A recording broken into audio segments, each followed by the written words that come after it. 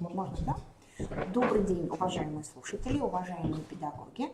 Сегодня мы продолжаем наш замечательный вебинар, серию вебинаров по доступной среде. Сегодня с вами опять будет Валентина Алексеевна Мусанова, замечательный специалист в данном направлении.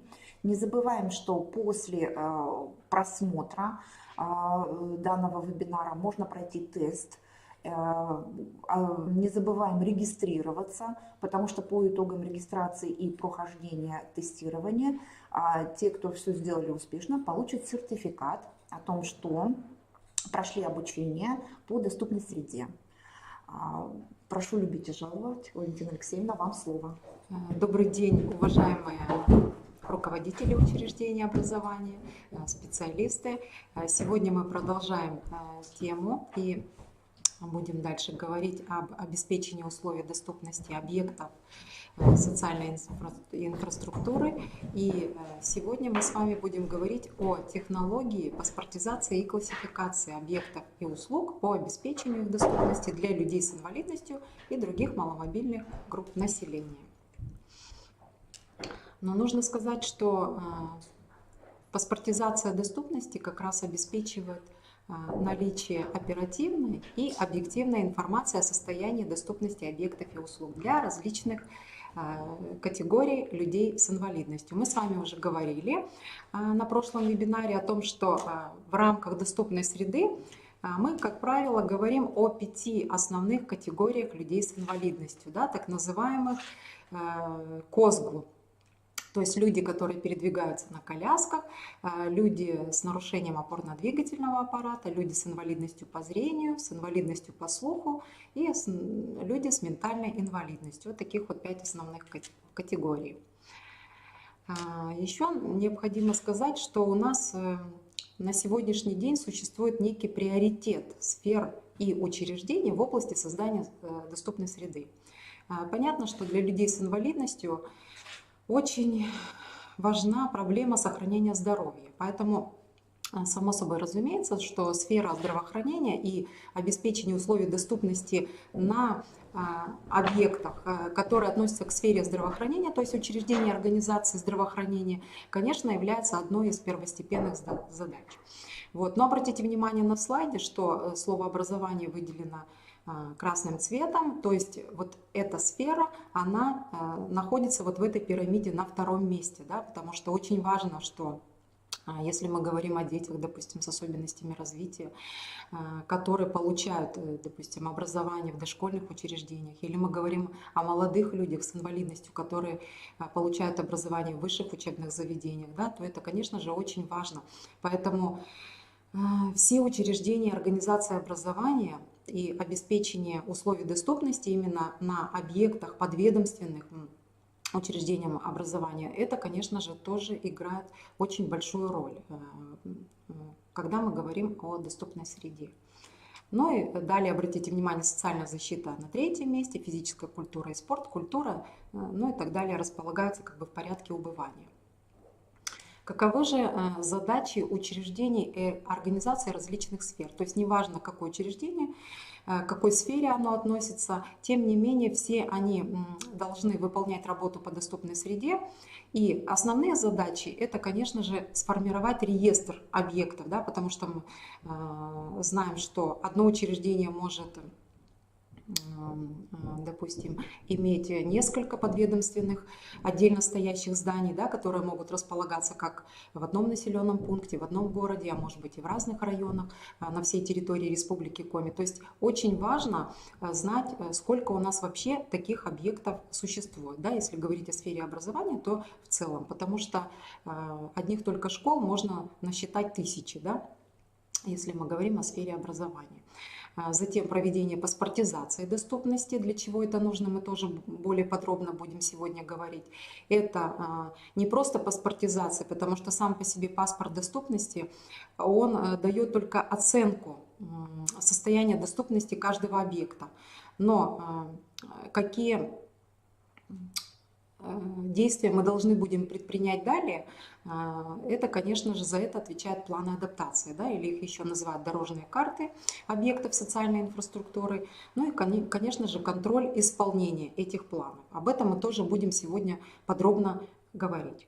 Ну и подготовка отчетной документации по результатам паспортизации, адаптации объектов и услуг, документационное обеспечение деятельности по процессу паспортизации, представление информации в вышестоящие органы, если это необходимо, и взаимодействие с различными участниками всего процесса паспортизации.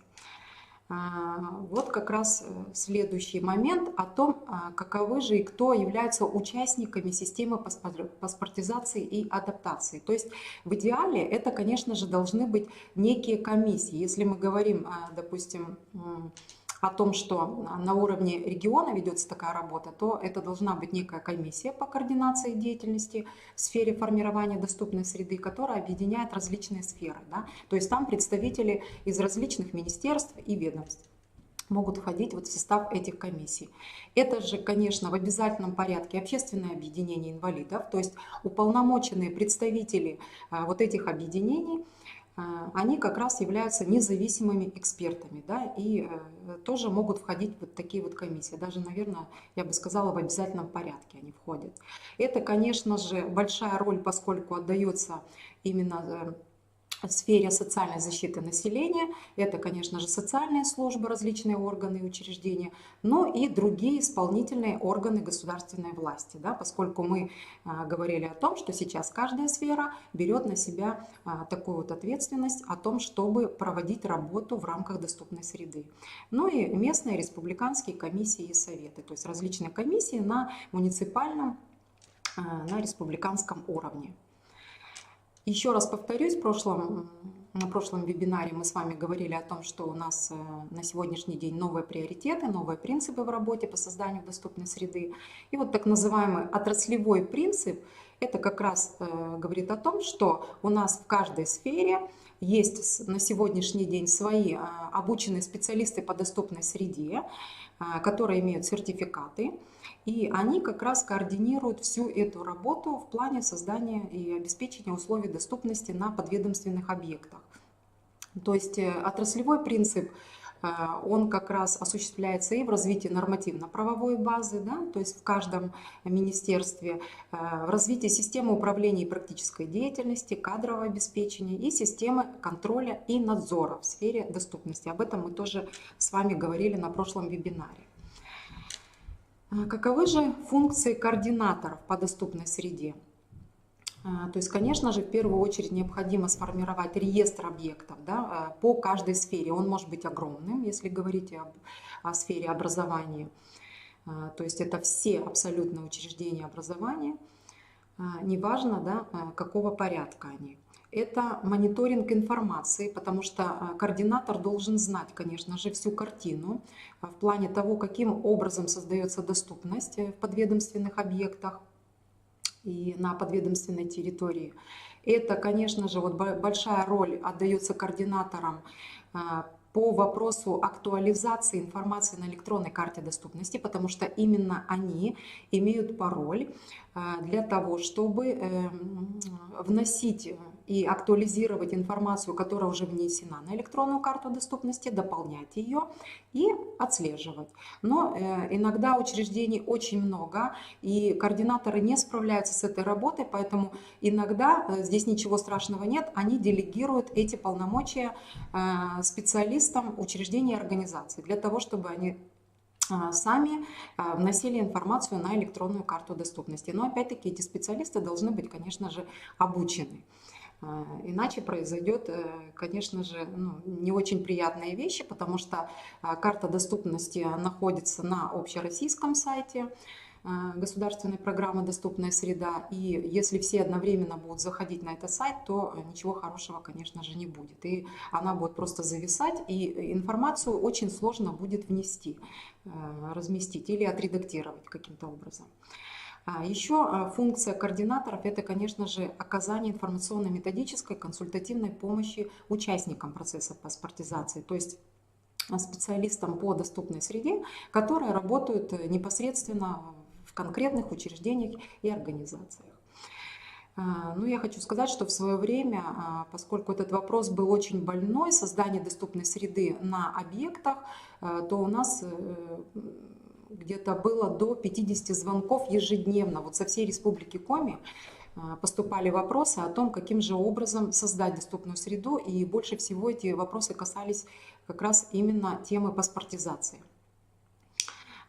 Затем еще одна функция координаторов – это изучение и распространение передового опыта деятельности в сфере формирования доступной среды. То есть вот все вопросы, касающиеся политики, да, в плане формирования доступной среды, какие-то другие вопросы, то есть изучение методических рекомендаций и обучение, может быть, специалистов подведомственных учреждений – это тоже один из главных вопросов.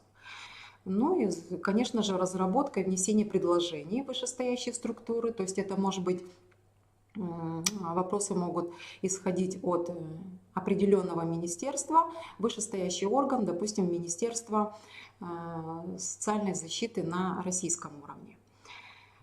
Ну и, конечно же, координаторы, как никто другие специалисты, поскольку они обученными являются, они участвуют как раз в комиссиях, которые осуществляют контроль, надзор обеспечения условий доступности в подведомственных учреждениях, каждый по своей сфере. Ну вот обратите внимание, да, здесь на схеме очень хорошо видно, кто же является участниками системы паспортизации и адаптации объектов. То есть, с одной стороны, это потребитель услуги, то есть это сам человек с инвалидностью или маломобильный гражданин. Это поставщик услуги, то есть это, конечно же, учреждение или организация, да, в первую очередь, которая эти услуги предоставляет населению. И посредниками как раз являются непосредственно специалисты по доступной среде. Я еще раз хочу сказать, что эти специалисты должны быть все-таки обученными. Вот вы сейчас пройдете цикл вебинаров, вы получите сертификат, и в принципе вот этот сертификат вам даст право осуществлять работу по доступной среде на уровне своего учреждения, своей организации, или, может быть, вы будете являться координаторами, да, на уровне министерства. Так, дальше. Каковы же задачи специалистов по доступной среде? Ну, здесь мы несколько будем повторяться, потому что эти задачи и функции, они очень перекликаются. То есть специалист по доступной среде, он как раз осуществляет взаимодействие между потребителем, то есть между человеком с инвалидностью, и поставщиком услуг, то есть учреждением, да, которое он и представляет. Специалист должен оценить потребности инвалидов, то есть какие услуги ему нужны, как часто они приходят на объект, насколько это часто, каким образом можно осуществлять адаптацию объектов и насколько это целесообразно. Да? То есть вот этот поток потребителей услуг мы тоже должны промониторить и отследить, сколько же у нас людей с инвалидностью ежедневно приходит на объект. Потому что есть такие учреждения, ну, конечно, к сфере образования это не относится, но для примера хочу сказать, что иногда люди с инвалидностью вообще не приходят на объект, и тогда смысла нет, наверное, обустраивать физическую доступность данного учреждения. А может быть, целесообразно оказать услуги на дому, да, таким вот людям с инвалидностью. Одна из задач – это, конечно же, формирование реестра объектов, то есть перечня некого объектов, то есть структурных подразделений, которые находятся в отдельно стоящих зданиях. Эти здания, как я уже сказала, еще раз повторюсь, могут располагаться, допустим, в одном населенном пункте, в одном городе. Они могут располагаться в разных районах, они могут располагаться в разных городах. Да? Поэтому вот такой вот перечень объектов. Потому что у нас тоже бывают иногда такие проблемы, что руководители не всегда даже знают, сколько объектов, отдельно стоящих зданий, находящихся по разным адресам, относятся к ведению данного учреждения. Ну, или может быть такой пример, что иногда некоторые учреждения имеют, допустим, какую-нибудь базу отдыха. Вот. И специалисты по доступной среде обученные считают, что, может быть, нет смысла паспортизировать данный объект. Но когда я задаю вопрос о том, что получают ли услуги вот на этой базе отдыха люди с инвалидностью, то есть посещают ли они этот объект, и получаю ответ, что да, они посещают этот объект, получают эти услуги, но очень редко, допустим, в летний период.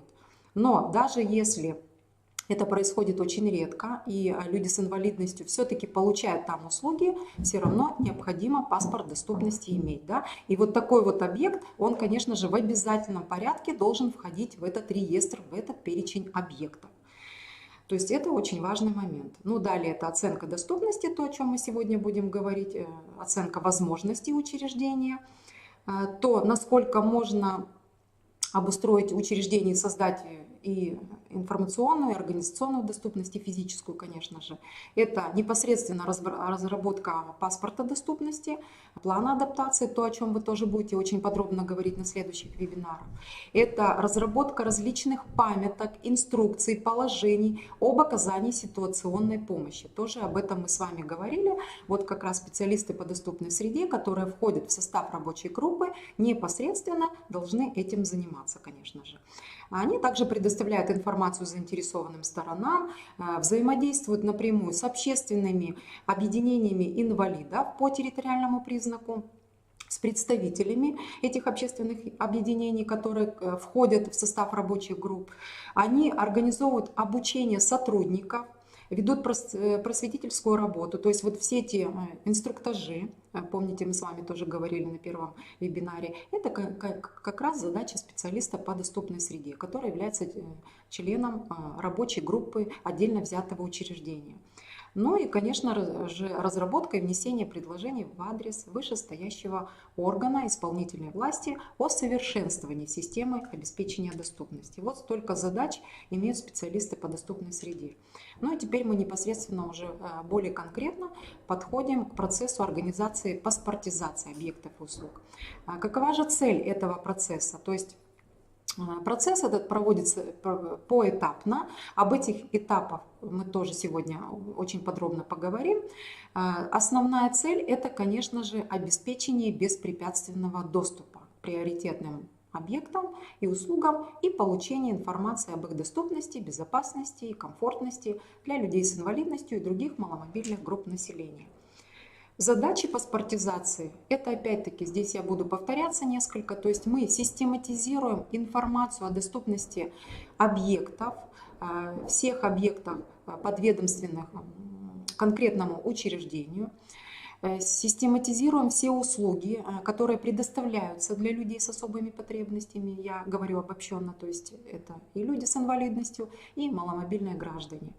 Это, конечно же, очень важный момент. Для чего же мы систематизируем эту информацию? Для того, чтобы разместить ее на электронной карте доступности, для того, чтобы она стала доступна людям с инвалидностью, обычным потребителям, которые могут посмотреть на электронной карте о том, насколько каждое из учреждений доступно.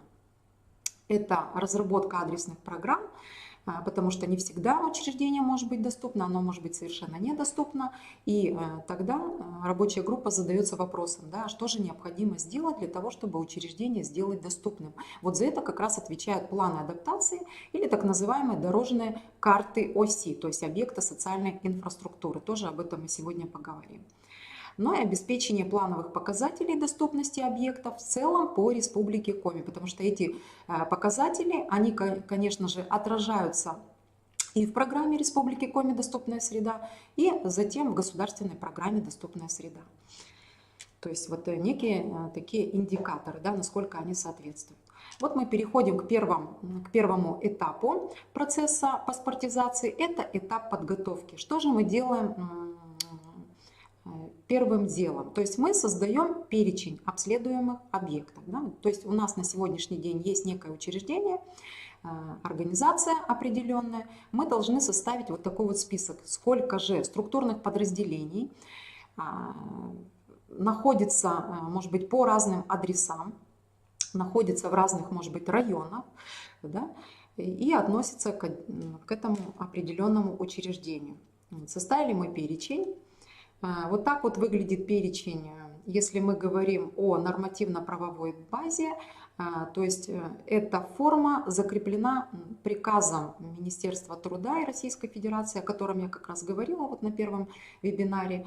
Это приказ 2012 года. То есть довольно такая устаревшая форма, но тем не менее она тоже имеет место быть. Он довольно длинный, вот этот перечень. Причем обратите внимание, здесь мы указываем не только общее сведения о конкретном объекте, То есть мы начинаем с учреждения и прописываем все объекты, да, которые находятся, ну так скажем, как отдельно стоящие здания по разным адресам. Это и характеристика деятельности, то есть какие услуги предоставляются на каждом из этих объектов, какие категории приходят на этот объект, да, то есть кому предоставляются данные услуги. И обратите внимание, что номер вот этих объектов можете присвоить вы. Номера учреждений присваиваются уже вышестоящим органе, то есть это либо в Министерстве труда, занятости и социальной защиты Республики Коми, либо сначала в Министерстве образования. То есть вот такая вот нумерация общая, она вносится тоже вот в некий такой вот реестр. Вот он продолжается, часть вторая довольно длинная, да, то есть и состояние доступности каждого из объектов мы прописываем, и затем уже переходим к управленческому решению.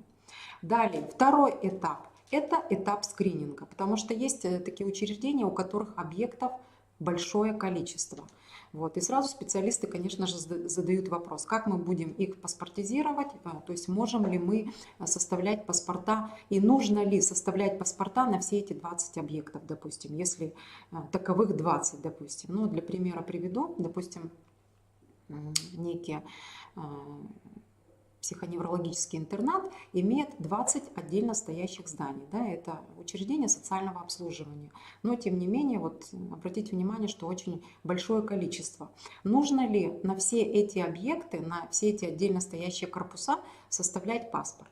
То есть для этого у нас как раз и существует этап скрининга, так называемой выборки, сортировки, потому что для начала мы все-таки будем отбирать объекты, где непосредственно услуги предоставляются. Или, может быть, если это стационарное учреждение, но это уже, может быть, касается не столько сферы образования, сколько, может быть, сферы здравоохранения, социальной защиты.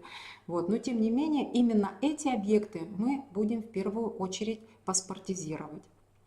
Вот. А все остальные здания, может быть, какие-то хозяйственные постройки, да, где услуги, ну, допустим, точно не предоставляются людям с инвалидностью, но, тем не менее, все-таки через какое-то время мы должны составить паспорт даже и на эти объекты.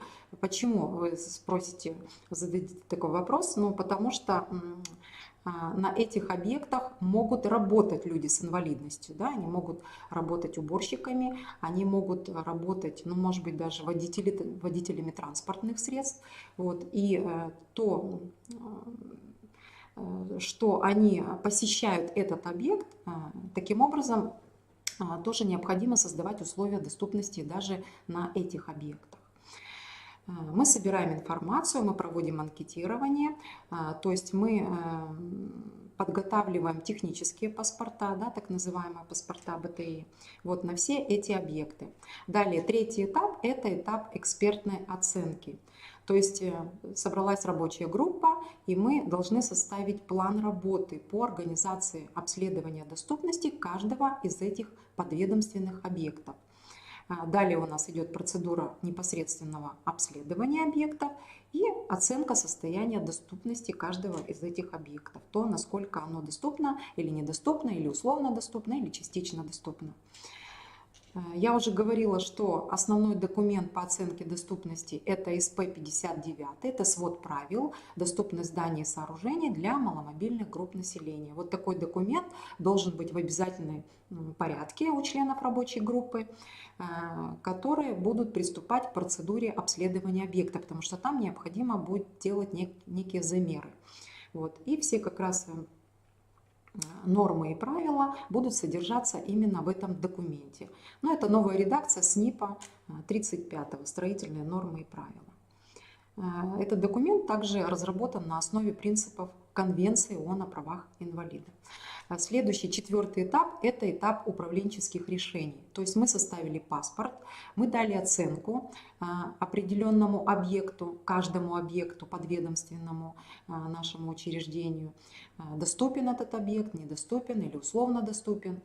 Что же делать дальше? А дальше необходимо нам ответить на вопрос, что же необходимо сделать для того, чтобы этот объект стал доступным, может быть условно доступным. То есть вот за это отвечает как раз адресная программа или план, некий план адаптации объектов оси, объектов социальной инфраструктуры. Иногда это еще и называют дорожная карта оси. О ней мы тоже сегодня подробно поговорим. Вот эта форма, она тоже закреплена вот этой методикой 2012 года, обратите внимание. Тоже вот она имеет место быть, такая форма, то есть здесь прописаны и номер объекта, и наименование, и адрес, то есть где он конкретно располагается, плановые работы, ожидаемый результат, финансирование, то есть каковы источники финансирования, за счет чего будет осуществляться физическая доступность, ответственные исполнители и дата текущего контроля, да, потому что необходимо ежегодно контролировать о том, как же ведется работа по обеспечению условий доступности на конкретном объекте. Далее мы этот план составили, мы его реализовываем и готовим отчет о его выполнении. Эти отчеты предоставляются уже вышестоящей организации. Вот такой вот отчет о выполнении, вот эта форма тоже закреплена вот этой методикой 2012 года. Но отчет можно и в свободной форме выполнять, то есть не обязательно, чтобы он соответствовал именно вот этой вот форме. Далее, если у нас что-то меняется, то есть мы адаптируем объект, мы, допустим, какие-то устанавливаем технические средства адаптации, то, естественно, все это у нас должно отражаться в паспорте доступности незамедлительно.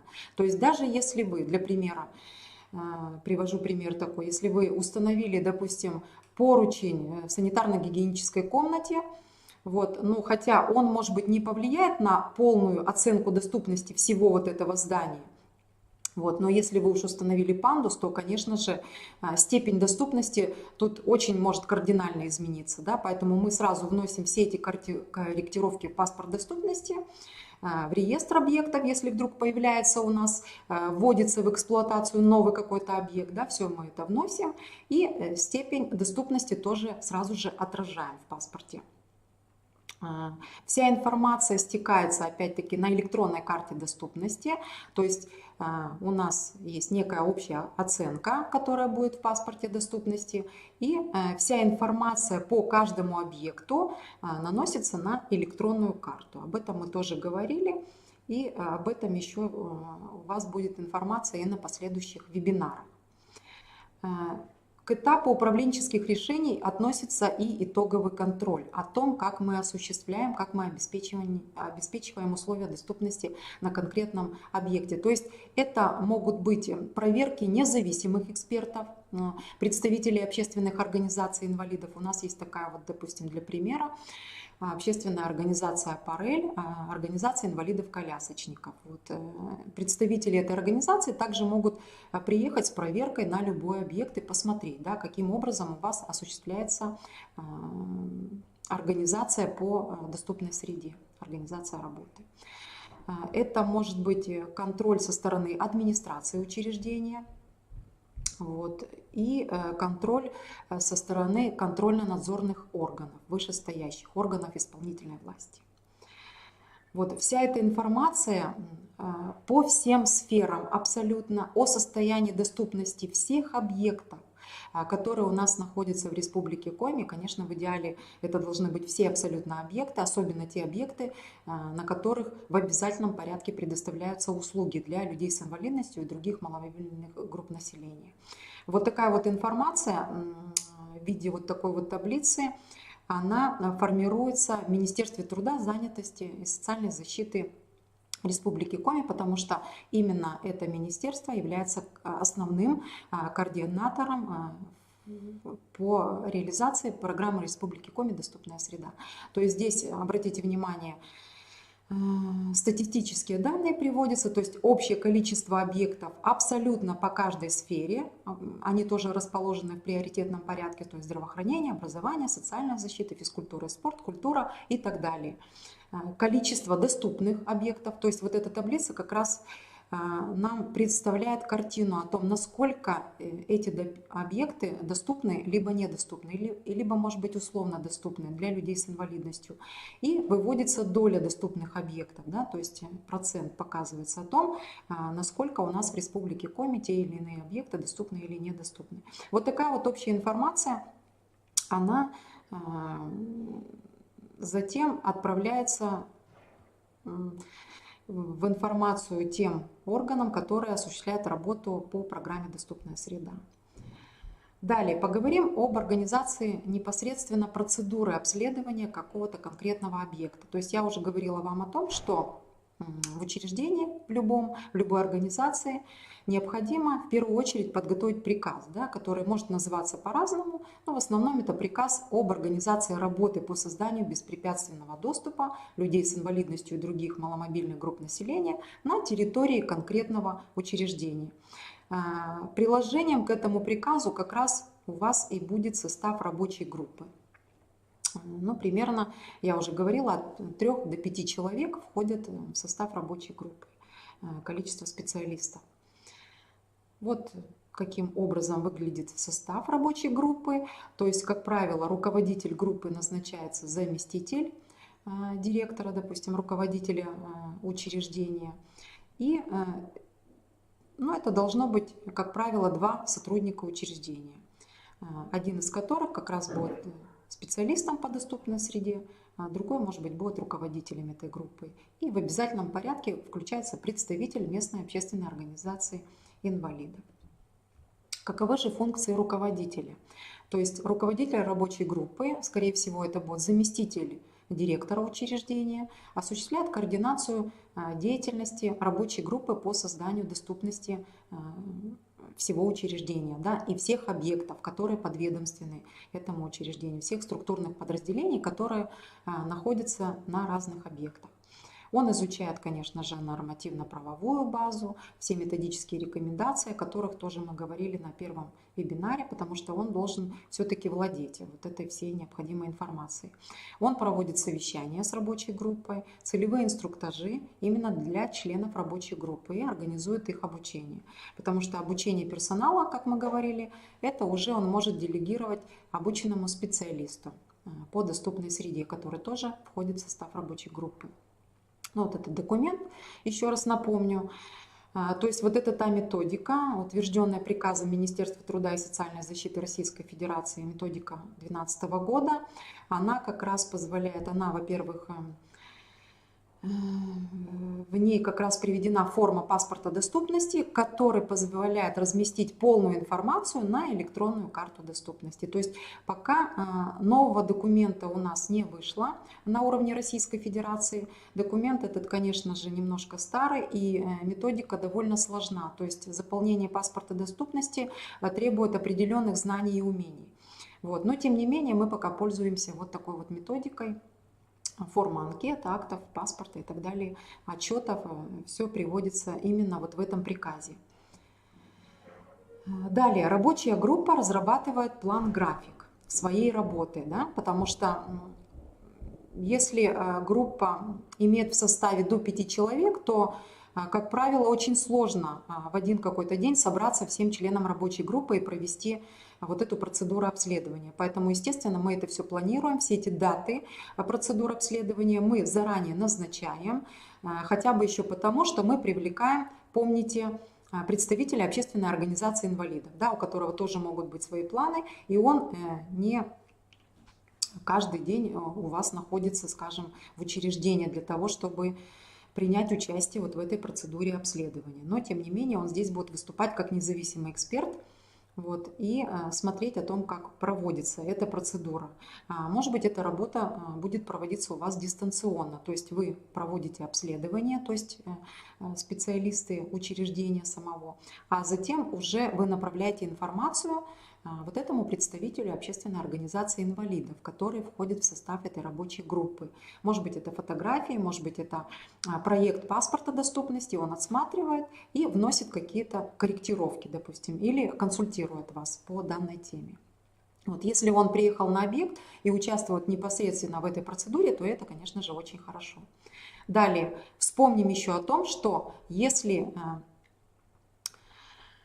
объект находится в аренде, то есть у него есть некий собственник, он не находится в оперативном управлении учреждения, то, конечно же, вот все эти процедуры обследования необходимо обязательно согласовать с собственником объекта. Ну, хотя бы потому, что, во-первых, у него необходимо будет запросить все планы БТИ, для того, чтобы вам проще было производить замеры. Может быть, вы привлечете инженеров для вот этих вот вещей. Поэтому в любом случае к собственнику объекта нужно обращаться в обязательном порядке. Ну и согласовать возможность, время проведения обследования, ну и то, какие у вас планы по формированию условий доступности на данном объекте, потому как собственник этого объекта может запретить проводить какие-либо работы. Поэтому здесь нужно все согласовывать и по возможности заключать дополнительное соглашение с ним по обеспечению условий доступности. То есть каким-то образом договариваться для того, чтобы всем было хорошо, и потребителям услуги, и поставщикам услуги. Да? Поскольку, я еще раз напоминаю, ответственность несет за предоставленные услуги и за обеспечение условий доступности, конечно же, руководитель учреждения, потому что человек с инвалидностью в первую очередь придет именно в это учреждение, неважно, находится оно на объекте, который арендуется, или находится в оперативном управлении. Для того, чтобы провести процедуру обследования, нам необходимо будет подготовить некие измерительные инструменты и оборудование. Да, вот об этом мы сейчас поговорим. То есть это самые простейшие измерительные инструменты: рулетка, это может быть, допустим, фонарь, для того, чтобы какие-то зоны, которые, может быть, не освещены,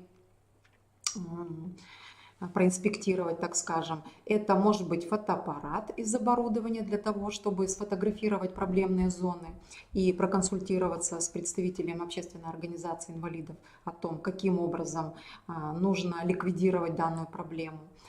Но не всегда в учреждениях есть вот такие вот прекрасные инструменты. Они не механические, электронные, это лазерный дальномер для того, чтобы не рулеткой измерять длину пандуса, например, а вот таким вот хорошим инструментом. Но я хочу сказать, что поскольку эта процедура у нас проводится не каждый день, такие инструменты можно взять просто на прокат, да, у какой-нибудь другой организации, может быть, у строительной организации. Это может быть электронный угломер для того, чтобы мы измерили угол наклона пандуса. Но есть такие специалисты, которые обладают математическими, инженерными знаниями. Они иногда могут даже высчитать угол наклона пандуса чисто математическим путем, даже обходясь вот без этих инструментов. Но это умеют не все, поэтому лучше всего иметь, конечно же, вот такие вот электронные измерительные инструменты. Провели мы замеры все, и по результатам обследования мы оформляем акт обследования объекта. И затем уже на основе вот этих вот актов составляем паспорт доступности объекта. Тоже о паспорте доступности объекта вы будете очень подробно говорить на 3-м вебинаре.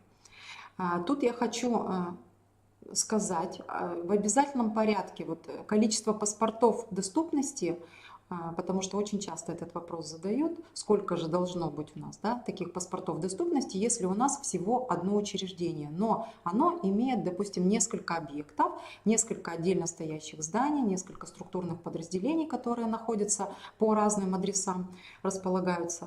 Вот здесь необходимо сказать, что количество паспортов доступности должно соответствовать количеству обследованных объектов. То есть сколько у вас отдельно стоящих зданий под отдельными крышами находится, да, и которые являются структурными подразделениями данного учреждения, столько паспортов доступности и должно у вас быть. Но все оригиналы этих паспортов должны храниться непосредственно на объекте, а копии должны храниться у руководителя учреждения. Потому что данное учреждение, то есть аппарат этого учреждения может находиться вообще в другом городе. Вот. Но для проверок оригиналы, конечно же, на объектах, то есть по разным адресам должны храниться в обязательном порядке. Потому как я уже говорила, что может в любое время прийти такая комиссия, контрольно-надзорные органы с проверкой, да, о том, как у вас организована работа по созданию доступной среды. Далее, по итогам обследования мы составляем адресную программу или план адаптации, то есть мы прописываем все те мероприятия, которые нам необходимо сделать для того, чтобы изменить каким-то образом степень доступности объекта. Если он был недоступен, нам необходимо сделать его более доступным, да, чтобы это было либо полная доступность, либо условная доступность, но тем не менее доступность для людей с инвалидностью. Ну вот такая тоже форма, она тоже вот в этом приказе размещена, о котором я говорила. План адаптации некоторые оформляют в виде дорожной карты объекта социальной инфраструктуры. Что же такое дорожная карта? То есть это некий план мероприятий по поэтапному повышению уровня доступности конкретного объекта.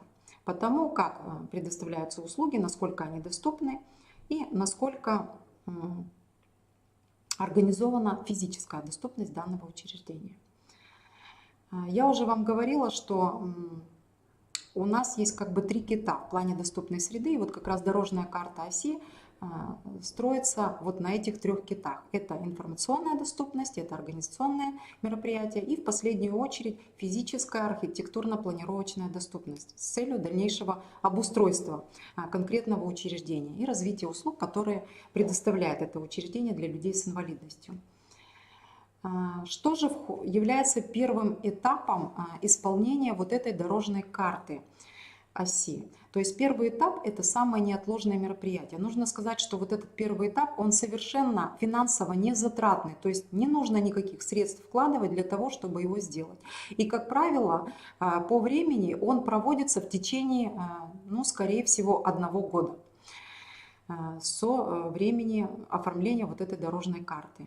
То есть что это за мероприятия? Это первоочередные, можно сказать, организационно-штатные мероприятия, которые рассчитаны на краткосрочную перспективу, связанные с обеспечением информационной больше всего и организационной доступности учреждения. Что же сюда включается? Это, конечно же, первым делом. То есть мы создаем все локальные нормативные правовые документы, да, о которых мы говорили, то есть это в первую очередь приказ учреждения, который формирует состав рабочей группы, утверждает этот состав рабочей группы и расписывает пофамильно всех сотрудников учреждения, которые отвечают за ситуационную помощь, за сопровождение каждой из 5 категорий людей с инвалидностью. Это, конечно же, в первую очередь и обучение сотрудников, то есть проведение инструктажей, инструктирование персонала, различных семинаров, различных каких-то совещаний, связанных с доступной средой. Это помощь персонала на объекте, то есть та самая ситуационная помощь, которая у вас будет организована, это уже организационные мероприятия, это тоже все включается в первоочередные мероприятия. Если у нас не получается организовать предоставление услуг непосредственно на объекте, но я думаю, что к учреждениям образования это мало имеет отношения, но если говорить о других сферах, то такие иногда объекты находятся, то мы предоставляем альтернативные формы, да, предоставления услуг. То есть это предоставление услуг по месту жительства, на дому, может быть в режиме онлайн, дистанционно, то, о чем мы тоже говорили на первом вебинаре. И очень важный момент, всю информацию, полученную о том, кто у нас за что отвечает, каким образом у нас организована ситуационная помощь в учреждении на конкретном объекте. Вот все это должно быть в обязательном порядке размещено, ну, в первую очередь, я думаю, на официальном сайте учреждения. То есть все памятки об оказании ситуационной помощи, памятки для персонала, инструкции для персонала, различные какие-то памятки, может быть, для самих людей с инвалидностью, которые будут получать услуги у вас непосредственно на объекте. Вот вся эта информационно-методическая информация у вас должна быть размещена на сайте. Но, как правило, учреждение во вкладке главной об учреждении создают еще одну вкладку, которую так и называют «Доступная среда». И вот в этой вкладке они как раз и размещают вот всю вот эту необходимую информацию. Вот это запомните. Ну вот такой вот пример. Здесь приведен скриншот методом, ну просто вот свободной выборки. Это сайт известного вам диагностического центра нашего в Сыктывкаре, который располагается по улице Куратова. И вот здесь в разделе «Документы» как раз приводятся все необходимые памятки, инструкции, вот в частности, допустим, алгоритм оказания ситуационной помощи инвалидов различных категорий. Вы можете, кстати, зайти на этот сайт и для образца вот такие вот вещи тоже себе скачать. И может быть, по образцу и подобию сделать себе вот такие вот памятки. Но я хочу сказать, что у нас на сайте, на официальном сайте Кочпанского психоневрологического интерната, тоже на вкладке об учреждении в разделе «Доступная среда» приводится большое количество информационно-методического материала. Вы можете тоже им воспользоваться. И, кстати, там приводятся и методические различные разработки, которые касаются этикета, языка, общения, терминологии, да, все то, о чем мы говорили тоже на первом вебинаре. Это и о том, как организована ситуационная помощь конкретно в учреждении, то есть вот такие вот инструкции и для персонала, в первую очередь для вахтеров, для охранников, для специалистов, которые закреплены у вас по приказу, которые будут сопровождать людей с инвалидностью по территории учреждения. И памятки также для людей с инвалидностью, которые будут получать услугу непосредственно, приходя на объект. Вот вы можете тоже всем этим материалом воспользоваться. Второй этап реализации дорожной карты – это этап отложенных мероприятий. Что же сюда включается? То есть здесь мы уже создаем непосредственно условия, они уже ближе, это уже не организационно-штатные мероприятия, потому что все мы их сделали в течение одного года, да, первого. Создали приказ, создали рабочую группу, разместили всю необходимую информацию. И дальше мы постепенно переходим к обеспечению уже физической доступности. То есть это этап, который как раз касается приобретения технических средств адаптации и информации. Но я хочу сказать, что второй этап – это все-таки малозатратные какие-то мероприятия, не требующие крупных таких вот капитальных финансовых вложений. То есть это могут быть незначительные вот такие вот средства, технические средства адаптации, это могут быть поручни, это может быть кнопка вызова. Мы уже говорили, что это недорогостоящий такой момент. Это в обязательном порядке во второй этап включается оборудование парковки для специализированного автотранспорта инвалидов. Это тоже не такие уж дорогостоящие мероприятия. Это могут быть ремонтные работы на всех зонах объекта. У нас таких 6 зон, тоже вы об этом будете подробно говорить. То есть начиная с прилегающей территории, где у вас будет как раз располагаться оборудованная парковка, и заканчивая, допустим, санитарно-гигиеническими помещениями. Да, то есть по всем 6 зонам. Но это незначительные какие-то приобретения, незначительные технические средства. Они, может быть, связаны средства, приобретенные для людей с инвалидностью по слуху, по зрению. То есть это какие-то, может быть, коммуникаторы, какие-то говорящие устройства, визуальные устройства, желтые полосы направляющие, желтые кружочки, вот, которые часто вы можете заметить на входных дверях, ну и так далее. Вот такие вот незначительные. Да? То есть мы создаем все условия для того, чтобы люди с инвалидностью, приходящие на объект, смогли все-таки самостоятельно, более-менее самостоятельно передвигаться по объекту, но, скорее всего, все-таки с помощью специалистов, закрепленных вот в соответствии с этим приказом учреждения. Понятно. Третий этап – это итоговое мероприятие. Вот здесь как раз мы создаем условия абсолютной полной доступности вот этого конкретного объекта для беспрепятственного доступа людей с инвалидностью. Потому что мы с вами говорили о том, что любой человек с инвалидностью или человек маломобильный, он, конечно же, испытывает некоторое унижение, обращаясь за помощью, да, к посторонним лицам. Поэтому ему бы хотелось, приходя на объект и получая какую-то услугу, совершенно самостоятельно передвигаться по территории данного учреждения, да, и получать услугу в любом месте, где это необходимо. Вот. Но, конечно же, это у нас очень часто бывает нереально, то есть создать вот такую вот по варианту А, когда у нас полная абсолютно создается физическая доступность учреждения.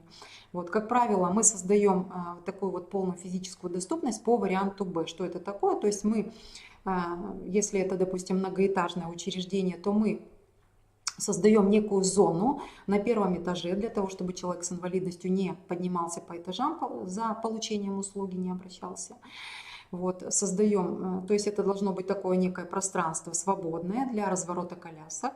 Вот, и где специалист, любое учреждение, закрепленный также по приказу, может эту услугу предоставить этому человеку. Что еще сюда включается, какие итоговые мероприятия? То есть для того, чтобы создать вот такую вот полную, абсолютную полную доступность учреждения, конечно, все это требует больших таких огромных капиталовложений. Как правило, это у нас в наше время, может быть, нереально даже. Вот. И поэтому вот этот третий этап, он может растянуться не в течение, конечно же, года, и даже, может быть, не 5 лет, а может быть, в течение 10 лет, а может быть и больше. Да? То есть насколько у нас позволяют возможности конкретного учреждения обустроить вот эту физическую доступность. То есть здесь все-таки больше связано именно не с информационной, не с организационной, а именно с обеспечением физической доступности объекта. И, как правило, это долгосрочная перспектива. Поэтому вывод какой напрашивается? То есть в первую очередь мы, конечно же, выполняем первый этап дорожной карты, да, потому что он не требует никаких у нас финансовых затрат. Ну и второй этап, который должен проводиться по рекомендациям, как правило, от 2 до 5 лет, может быть, да? Ну и так далее. Конечно же, стремимся к выполнению третьего этапа для того, чтобы полную доступность обеспечить и обеспечить самостоятельность получения услуги для человека с инвалидностью. То есть сюда еще включается разработка проектно-сметной документации, потому что сюда включаются все работы, которые относятся именно к капитальному ремонту, опять-таки по всем 6 зонам абсолютно, начиная с прилегающей и заканчивая зоной системы информации и связи. Что еще можно сказать об этом третьем этапе? Ну, наверное, вот все мероприятия дорожной карты отражаются в планах развития учреждения, особенно если это касается третьего этапа, то, что связано с ремонтом, да, и капитальным, в том числе и косметическим ремонтом учреждения. Они у нас отражаются в графиках оснащения объекта и закупки нового оборудования, в заданиях на проектирование, в технических заданиях на разработку проектно-сметной документации на строительство, при составлении различных смет и так далее. Вот. И еще раз я повторю, что сроки, особенно это касается третьего этапа, потому что по первым 2 я вам сказала, примерные рекомендованные сроки, они устанавливаются с учетом реальных организационных и технических, ну и, конечно же, в обязательном порядке финансовых возможностей учреждения. Это касается третьего этапа, опять-таки. Хочу еще остановиться на одном моменте, потому что специалисты, как правило, обращаются за помощью к людям, которые работают в неких организациях, в неких фирмах, которые являются поставщиками различных технических средств адаптации по доступной среде. Вот у нас в Республике Коми есть 2 очень таких потрясающих, замечательных организации. Это организация Главмедстрой. Обе эти организации находятся в Сыктывкаре, вот Главмедстрой на Сысольском шоссе. Здесь я телефоны не буду вам комментировать, вы все это увидите на слайде, можете обратиться. В этих организациях работают инженеры, и они выполняют такую работу, которую, начиная даже с каких-то ремонтных работ и заканчивая установкой вот технических средств адаптации. То есть они во всем могут вам помочь в плане создания именно физической доступности конкретного объекта. И вторая организация – это Центр доступной среды, который находится у нас в Орбите, на Покровском бульваре. Можете тоже обращаться к этим специалистам. Ну и кроме того, специалисты, работающие в этих организациях, они могут вам еще и посоветовать о том, ну, допустим, каким образом установить вывеску на учреждении или как разместить таблички, которые у вас будут продублированы шрифтом Брайля. И точно так же они могут заказать и выполнить, и установить, вот, и сделать все абсолютно работы, причем в любое время года. Неважно, зима у нас на дворе или весна, И необходимо, когда необходимо, некоторые работы выполнять под снегом. То есть все это делают вот эти вот организации. Поэтому вот такие вот помощники у вас есть, не забывайте. У нас еще на уровне России есть замечательная компания «Круст». Она находится в Екатеринбурге. В этой компании работает группа молодых ребят, инженеров. Почему я говорю именно про эту организацию? Потому что иногда возникают проблемы у нас с установкой различных технических средств адаптации, поскольку мы все-таки с вами живем на севере. И если какое-то учреждение захотело сделать, допустим, раздвигающиеся двери, да, распашные, то не всегда они у нас срабатывают, даже несмотря на то, что эти двери заказаны, допустим, финской фирме Аблой, да, с этими доводчиками замечательными. Вот. Так вот, вот эта вот компания инженеров, которые работают в организации «Круст» в Екатеринбурге, они как раз разрабатывают технические средства, будь то это, может быть, даже какая-то тактильная плитка, индивидуально под каждое учреждение с учетом климата, с учетом других каких-то условий. Они могут приехать с организацией цикла семинаров и рекламой своей продукции, которую они сами разрабатывают. То есть это могут быть и различные технические устройства, говорящие, которые для людей с инвалидностью по слуху и по зрению они как раз производят. То есть очень хорошая, замечательная компания. И у них есть также интернет-магазин «Доступная среда», вот, на котором вы можете посмотреть, какие же из технических средств можно заказать именно у этой организации.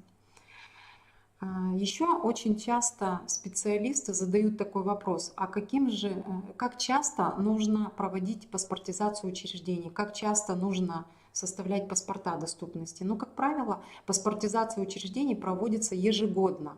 Но если у вас в течение последующего года не произошло никаких изменений в плане изменения степени доступности объекта, то есть вы ничего не установили, и это у вас не повлияло на оценку доступности вашего объекта или ваших объектов, которые являются подведомственными для вашего учреждения, то в этом случае паспорт доступности актуализировать не нужно. То есть если у вас происходят такие изменения, то мы актуализируем информацию ежегодно, это достаточно одного раза в год. Ну, допустим, в декабре месяце, да, вы актуализируете эту информацию, вы снова меняйте паспорт, утверждайте его у представителя общественной организации, то есть согласовывайте с ним и утверждайте у руководителя учреждения, и вносите все эти корректировки, все эти изменения на электронную карту доступности. Вот. Ну, особенно если у вас степень кардинально изменилась, то есть у вас было, допустим, учреждение недоступно, и вдруг оно стало условно доступно, или, может быть, полностью доступно, или частично доступно, неважно, то есть изменилась степень доступности объекта.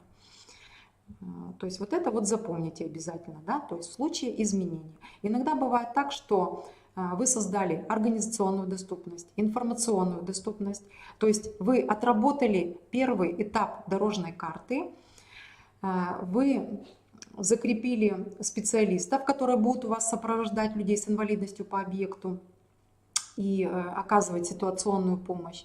И в принципе у вас все услуги, которые оказывает данное учреждение, предоставляются беспрепятственно для людей с инвалидностью. В этом случае и вы, допустим, ничего не сделали в плане физической доступности, и, может быть, у вас в течение 5 лет вот эта оценка доступности не изменяется, тогда паспорт актуализировать нет необходимости, я считаю. То есть, может быть, это у вас произойдет, оценка доступности изменится через 5 лет, только тогда вы в этом случае и будете актуализировать паспорт.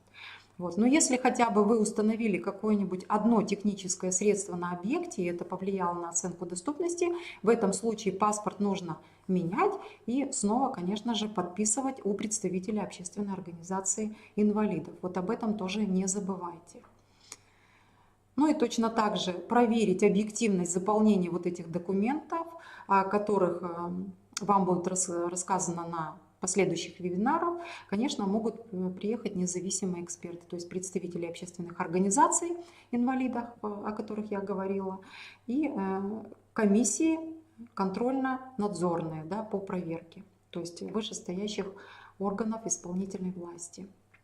Вот есть еще такая некая контрольная форма обследования доступности, которая вам поможет провести процедуру обследования. Вот эта вот форма есть также в раздаточном материале, который у нас будет находиться в электронной папке в Институте развития образования. То есть здесь на базе КРИРО. Вот эта электронная папка, в которую включаются как раз все необходимые документы для работы специалиста по доступной среде. Можете обратиться, и вам такую папку направят.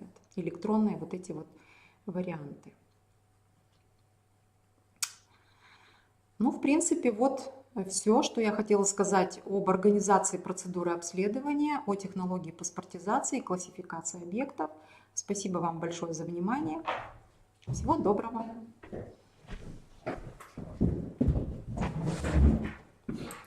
Да. Спасибо большое, Валентина Алексеевна, за очень интересный рассказ. Я так думаю, что очень даже нужный, поскольку сейчас это действительно очень необходимая такая вещь. Практически все организации сейчас проходят эту паспортизацию, возникает очень много вопросов. Поэтому хочу напомнить вам, уважаемые педагоги, уважаемые коллеги, что можно писать в чате, задавать какие-то вопросы. Валентина Алексеевна обязательно ответит, да, если возникнут какие-то вопросы вот по данному вебинару, по предыдущему вебинару, возможно, что-то у вас возникли какие-то вопросы. Можете писать к нам на сайт, поэтому не стесняйтесь, возникают вопросы, возникают проблемы, обязательно пишите, мы отсмотрим, да, обязательно разберем каждый вопрос в отдельности и обязательно ответим на все возникающие вопросы. Еще раз хочу вам напомнить, что внизу под экраном видеотрансляции есть документ, который подписан как ссылка на тестирование, поэтому если хотите пройти тестирование, пожалуйста, проходите, регистрируйтесь и получите тогда сертификат о, значит, завершении курса, да, по доступной среде. Ну, на этом все. Спасибо за внимание. Огромное всем спасибо, что присоединились к нам. До новых встреч. Спасибо, до свидания.